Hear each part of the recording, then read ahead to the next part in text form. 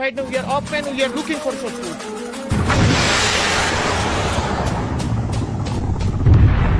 কিছুদিন আগে ছাত্র আন্দোলনের কারণে বাংলাদেশের অস্থিরতা প্রসঙ্গে নোবেল বিজয়ী অর্থনীতিবিদ ডক্টর মোহাম্মদ ইউনূস বলেন, চলমান অবস্থা নিয়ন্ত্রণ না করা গেলে দেশ অস্থিতিশীল হলে তা মায়ানমার ও ভারতের সেভেন সিস্টার্সেও ছড়াবে।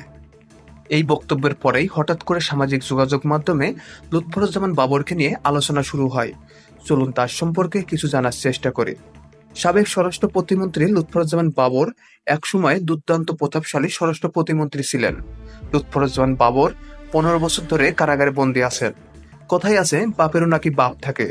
পার্শ্ববর্তী দেশ ভারত এতদিন বাংলাদেশকে যেভাবে শোষণ করছে, একটা সময় বাংলাদেশের এমন একজন ছিল, তার কারণে বাংলাদেশের দিকে চোখ তুলে তাকানো তো দূরের কথা, সে সময় তার নাম শুনলেও হাঁটু কাঁপতো পার্শ্ববর্তী দেশের দাদাদের। বাংলাদেশের ইতিহাসে সবচেয়ে দুঃসাহসী সে ব্যক্তিটি হলেন সাবেক স্বরাষ্ট্র প্রতিমন্ত্রী লুৎফুজ্জামান বাবর। কথিত আছে 2004 সালে সেভেন সিস্টার্স হিসেবে পরিচিত ভারতের অঙ্গরাজ্য অস্থিতিশীল করার ক্ষেত্রে তার ব্যাপক ভূমিকা ছিল। অনেকে বলে চীন পাকিস্তান মিলে ভারতকে যতটুকু ক্ষতি করতে পারেনি তার চেয়ে বেশি ভুগিয়েছেন লুৎফুজ্জামান বাবর।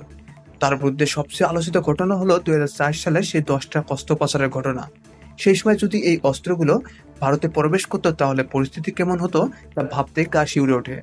সেই মিশন সাকসেসফুল হলে আজ হয়তোবা ভারতের মানচিত্র বদলে যেত। উদ্ধার করা অগ্নেয়াস্ত্রের মধ্যে ছিল চীনের তৈরি AK-47 rifle, semi automatic rifle, rocket launcher, rocket shell, pistol, hand grenade, বিপুল পরিমাণে গুলি ও বিস্ফোরক দ্রব্য।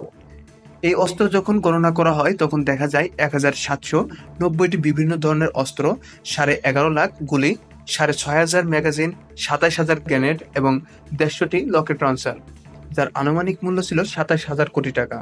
ধারণা করা হয় চীন থেকে এসেছিল এসব অস্ত্রের চালান। সেই সময় তিনি ছিলেন স্বরাষ্ট্র প্রতিমন্ত্রী। তখন মিডিয়াতে একটা বক্তব্যে তিনি বলেছিলেন, we are looking for To শত্রুস। identify now we are off and we are looking for Shotru. তার এই ডায়লগ আজও অনেককে বলতে পারেন। 2004 সালে ধরা পড়া 10 ট্রাক অস্ত্র চালান মামলায় তাকে মৃত্যুদণ্ড দেওয়া হয়। ফাঁসির দণ্ডপ্রাপ্ত আসামি হয়ে বর্তমানে কারাগারে বন্দী আছেন। তার সম্পর্কে আপনার কিছু বলার থাকলে কমেন্ট করে বলতে পারেন।